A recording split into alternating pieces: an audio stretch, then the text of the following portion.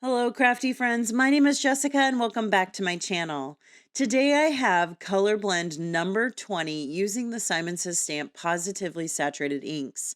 For this one, we're using my personal favorite. I'm surprised it took me so long to get here, but we're doing Seafoam, Surf, and Ocean.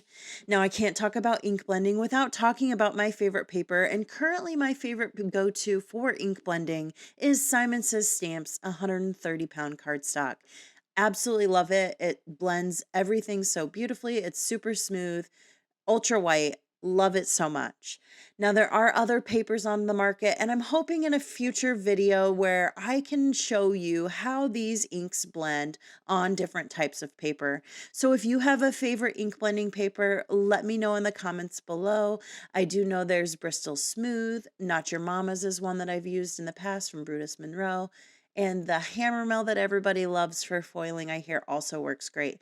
So if you have a favorite ink blending paper, let me know below. And like I said, I hope to in the future video show how a set of trios works on every single type of paper. So we're going to go ahead and get started here with just the original trio, the Seafoam, the Surf, and the Ocean. I've mentioned it a million times, but if you're new here, these blues are my favorite. A quick little tip, growing up, I gravitated to these colors so much that my friends started calling it Jessie Blue instead of Tiffany Blue. So I don't know who Tiffany is, but this is definitely my color, and everybody who knows me knows it. I do want to give a quick apology for my voice. It does seem that I'm coming down with a cold, and I apologize for that. So my voice is a little tight. But here we have Seafoam, Surf, and Ocean, a very beautiful pool turquoise blue. Now we're going to go ahead and do a quick clean, and we're going to move into my challenge panel. I'm challenging myself with this one with Melon, Seafoam, and Morning. Now, melon and seafoam should not blend together, but I crossed my fingers and hoped that we could do this pairing.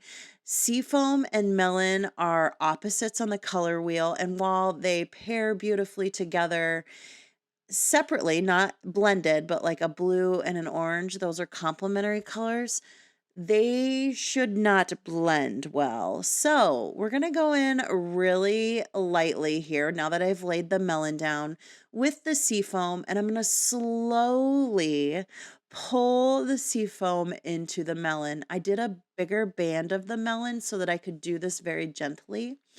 And really what I like to do when we have these color combos that are not supposed to blend very well together, I like to pull the darker color up and then move in to that darker color with the lighter color. So in this case, I pulled the seafoam up and met it to the melon, but then I pulled the melon into it. Another trick is to go in very light-handed in all things ink blending. You should always be light-handed because you can always add ink. You cannot take it back. This is something I have to constantly tell myself as I am someone who is heavy-handed. But for these opposite colors or complementary colors, to get them to blend well, there are some that will not blend. But for this one, I just went in with a really light hand to really ensure that we're not creating a muddy color in between. Now, what's really also fun about these inks that I've talked about quite a bit is that they dry back completely different. So as we're moving through these panels, you're going to see that the panels that I leave up in the corner are going to dry back differently. We're going to go into the third panel, Surf, Cadette, and Night. Now, I really love pairing the different hues of the different trios together. So I've done a set of oranges. I like putting all of the purples together. And so for this one, I really wanted to put all of the blues together. These are the main blues on the spectrum. And this is Surf, Cadet, and Night. Night is the most recent release here back, I think, in early April. These are one of the first or the last colors to come out, and I absolutely love the navy trio. It's definitely giving the tide pool or the surf and seafoam and ocean, my favorite colors, a run for their money. I really, really love this trio. So I thought it would be fun to create a blue panel using some of the different blues in this line. So here we have Surf, Cadette, and Night.